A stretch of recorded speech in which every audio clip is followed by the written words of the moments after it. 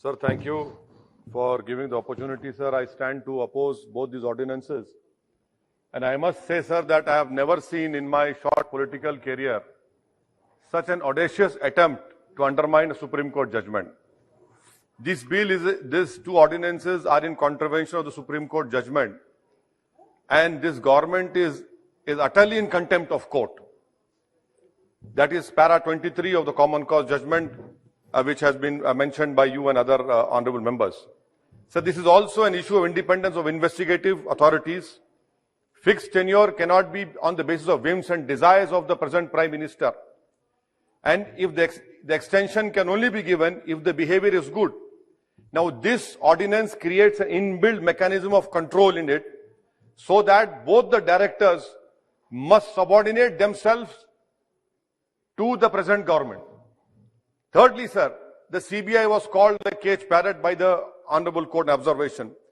But this ordinance wants to take away even the vocal cord of the CBI. This will take away the vocal cord. The extension of tenure will be given as a bakshish. That is what this ordinance wants to do. And in a constitutional democracy, sir, posts cannot be treated as a patronage. You are creating a system where you will encourage patronage. In 2013, the then CM, Mr. Modi, had called CBI a Congress Bureau of Investigation. Can the government say what reforms you have brought in CBI? Sir, instead of reforms, you have brought an ordinance to increase the dependence, to increase the CBI and ED dependence on the government. And how many cases were filed by CBI against their own officials, sir? Corruption charges against them in 10 years. 60 cases were filed against 7 RPS officers who were deputed. Only 4 of its officials were convicted in 60 cases, sir. Out of these 10 years, 7 years are of this government. This clearly shows what steps you have taken. If investigation is done on the basis of the political masters, then independence goes away. Sir, you know for a fact that every constitutional power is coupled with a duty. Now that is the accepted principle of administrative and constitutional law. But the reality is, the power to investigate has become to harass, a power to harass. The duty to victims has been replaced with the duty to please their political bosses. And I can give an example, sir. The CBI was investigating the criminal case of demolition of Babri Masjid. The court exonerated all the accused. Why didn't you file an appeal?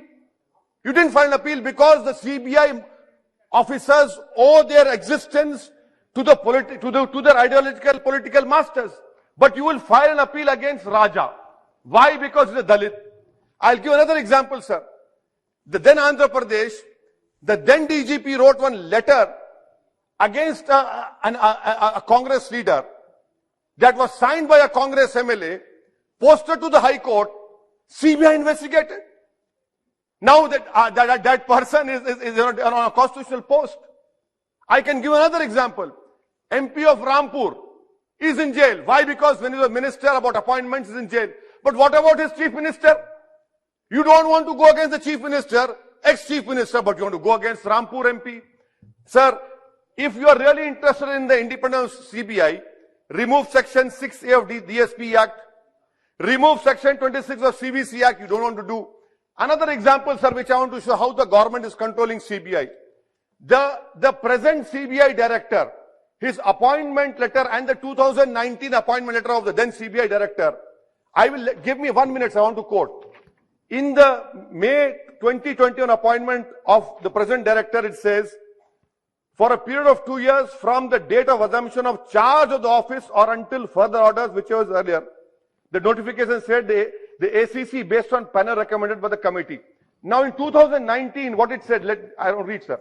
The appointments committee of the cabinet has based on the panel recommended by the committee, constituted as per section 4A of the DSP Act, approved the appointment of so-and-so as director CBI for a period of 2 years from the date of assumption of change of charge of office.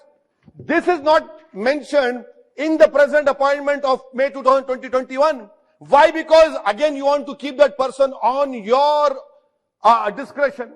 If he doesn't act, remove him. Sir, I conclude by asking the government, sir. This ordinances will be struck down, this is my opinion, as NJAC. You are not reading the writing on the wall. You passed 2 farm laws. People have not accepted. You have withdrawn it. What are you doing? You came into power because of Lokpal movement. What has been the development in Lokpal? You can tell us. This government is not reading the writing on the wall, sir. And I will oppose this bill. You are getting carried away in power. Power is not eternal. Today you are in power, tomorrow you will not be there. You are making 5 years. Tomorrow if Congress or any other party comes into power, you should not shout. You should not complain, because you have created a double-edged sword which will also hit you badly. You are not going to be there forever. You will be coming here, inshallah. Very soon you will be coming here. But you are creating such a system of control where every political party uses it. So that is why, sir, I oppose these 2 ordinances. I hope wisdom will draw on the government. After withdrawing the farm laws, I was expecting that the saner position taken by Prime Minister, but this government is drunk in power, in arrogance. They will face the wrath of the people. Thank you, sir. Thank you.